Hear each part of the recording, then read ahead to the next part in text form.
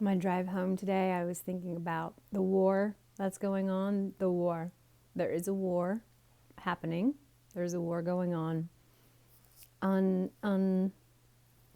multiple dimensions, in multiple dimensions of reality. The one I want to talk about is the war between the head and the heart. The head and the heart. The battle, the tension, the confusion between these two ways of navigating reality, with the mind and with the heart. I have my own ideas about it, obviously. To be upfront, I believe the mind needs to bow to the wisdom of the heart. The mind needs to surrender to the ancient wisdom of the heart. The heart has its own divine intelligence, intelligence built in. The mind is way more porous. There's way more access to the mind space than the heart space. You know about these different kinds of input: family, culture, religion, life, music, books, everything gets filtered through your mind, and it's where we spend all of our time. We have incredible access and moments of emotion. Obviously, be with me on this journey just now. It helps the message come through. It softens a bit around the edge. I would ask you to look around and notice people that you perceive living from their head space, people you perceive living from their heart space. We all have access to both. It's different percentages of both playing out. And that is what it is. I'm saying the mind is limited, very limited, as incredible of a processor that it is. It's ultimately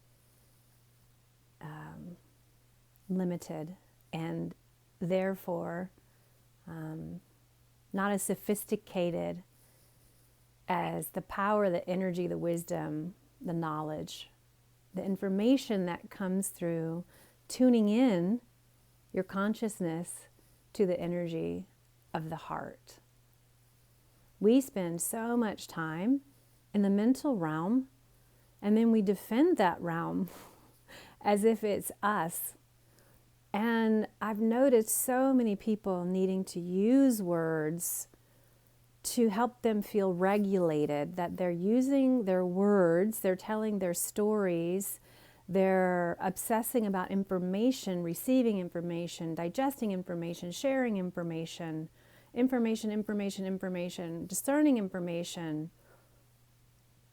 And this information is, it's an overwhelm. It's like the adrenal system, you know, charging the central nervous system, and it's going through that beautiful, sophisticated nervous system highway, and it's blasting the mind. It's frying the mind. And the more the mind is getting fried, the more terrified it is, looking for relief and grasping and grabbing for everything that it can to soothe itself, using strategies of the mind.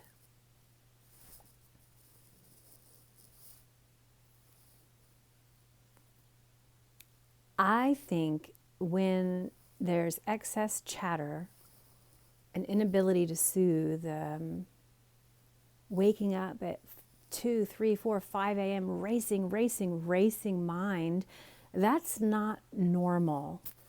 That's not a normal mind. It's become familiar to most all of us, but that's not a normal state. It's abnormal, it's not healthy, and it's hurting so many of you, myself included. And I'm saying there are strategies, there's tools, there's ways to mitigate this war.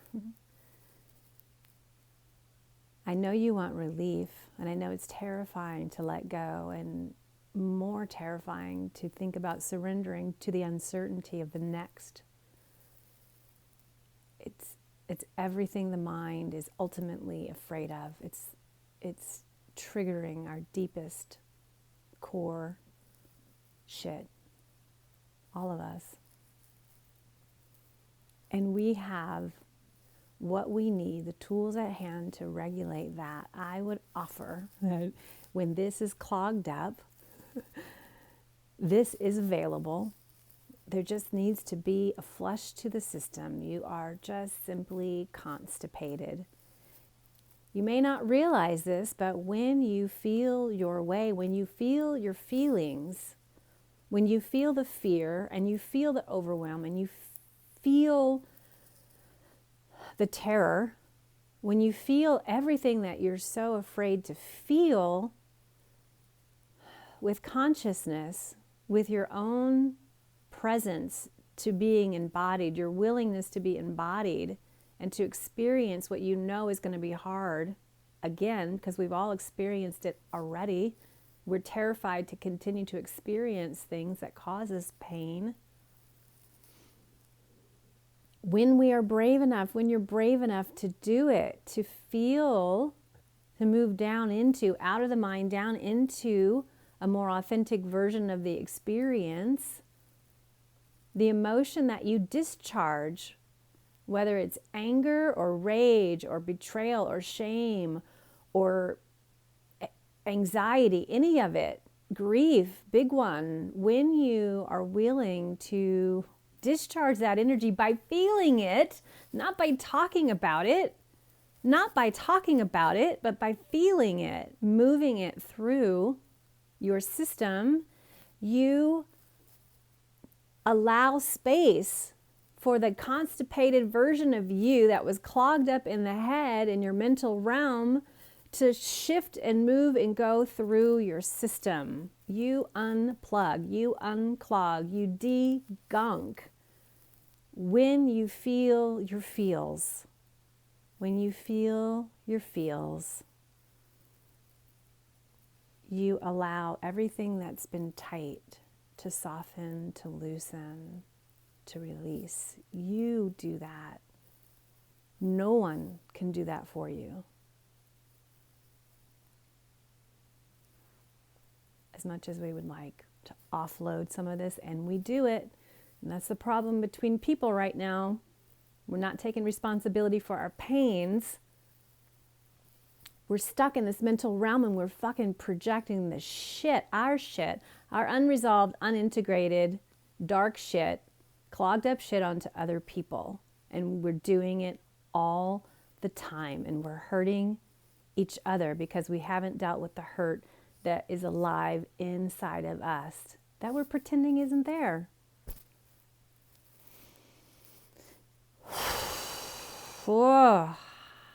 I'm speaking about my own journey, and I'm trying to offer some help. Fuck. Help is needed. Help is here. We gotta pull up our big boy and girl panties, as not politically correct as that is to say right now. Fuck that shit. It's you. It's you. It's your heart. It's your journey. I'm a fan of you rising from the ashes, taking flight.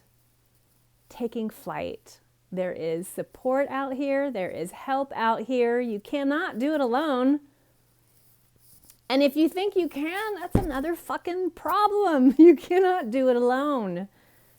This is not set up that way. So fucking check your ego at the door. Get on your knees with some gratitude. Strengthen your heart. Stand up. Spread your wings. Look around. Collaborate. Get the support you need. Offer the support that you're gifted to give, whatever it is. It's needed. It's an emergency. We need you. We need you. Wholehearted, less constipated, courageously living a more embodied and authentic experience, whatever the hell that looks like.